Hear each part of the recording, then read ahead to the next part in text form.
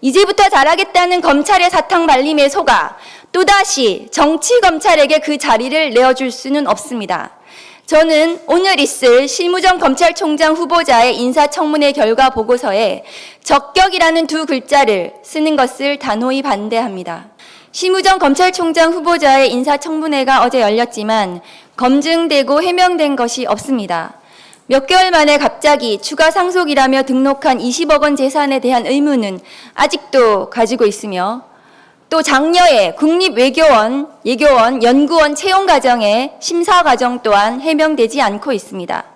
후보자의 장남 한 사람만을 특정해서 준 장학금은 뇌물이 아니냐고 묻자 상기된 얼굴로 의원님 그것은 사생활 아닙니까 하며 억울해하는 후보자의 얼굴이 잊혀지지 않습니다.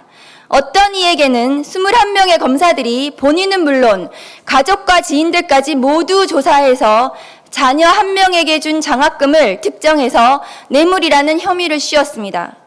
지난 몇 년 동안 그 재판받게 하고 구속시키겠다고 온 힘을 다하는 검찰입니다.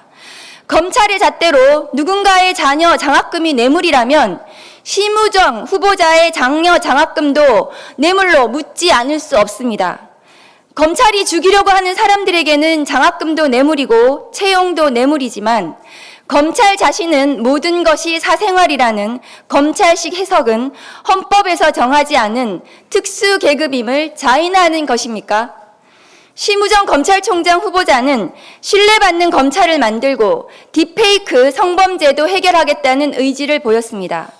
0.8%의 인용률로 출국 금지를 해제해 런종섭 사태를 만든 장본인이며 이진한 검사의 기자 성추행 사건을 불기소로 결정한 장본인 심우정 후보자가 과연 신뢰받고 국민이 바라는 검찰의 모습을 보여줄 수 있을지 의구심이 들 뿐입니다. 윤석열 전 검찰총장 후보자가 검찰개혁을 반드시 이루겠다며 설득하던 장면과 심우정 후보자의 모습은 너무나 닮아 있습니다. 어제 인사청문회장에서 저는 망망대해에 뗏목 하나에 의지해 떠있는 것 같은 기분이었습니다. 많은 보도자료와 질의를 통해 심우정 후보자의 문제를 알렸음에도 언론에서는 기사화가 잘 되지 않았습니다. 법무부 감찰 담당관 시절 주위에 검사들이 모두 떠나고 수사관들까지 등져 홀로 외로이 윤석열 전 검찰총장 징계 청구서를 작성하던 그때가 다시 떠올랐습니다. 이제부터 잘하겠다는 검찰의 사탕 발림에 속아 또다시 정치검찰에게 그 자리를 내어줄 수는 없습니다.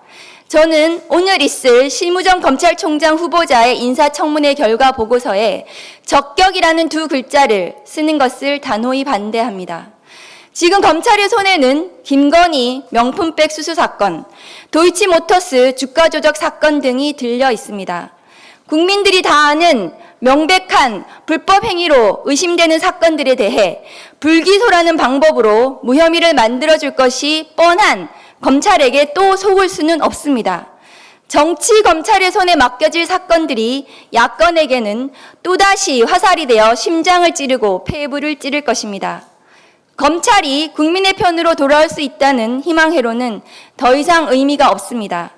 검찰개혁을 하지 않는다면 어떠한 진실로 가치가 없을 것이며 어떠한 의혹도 불법으로 간주되지 않을 수 있다는 불안 속에 살아야 한다는 점을 다시 한번 상기해 주시길 국민 여러분께 부탁드립니다. 감사합니다.